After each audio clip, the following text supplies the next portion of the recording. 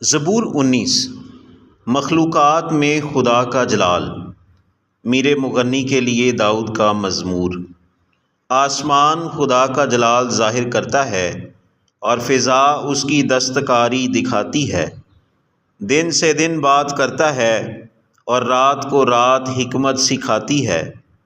نہ بولنا ہے نہ کلام، نہ ان کی آواز سنائی دیتی ہے۔ ان کا سر ساری زمین پر اور ان کا کلام دنیا کی انتہا تک پہنچا ہے۔ اس نے آفتاب کے لیے ان میں خیمہ لگایا ہے، جو دلہے کی مانند اپنے خلوت خانہ سے نکلتا ہے اور پہلوان کی طرح اپنی دوڑ میں دوڑنے کو خوش ہے۔ وہ آسمان کی انتہا سے نکلتا ہے اور اس کی گشت اس کے کناروں تک ہوتی ہے، اور اس کی حرارت سے کوئی چیز بے بہرا نہیں۔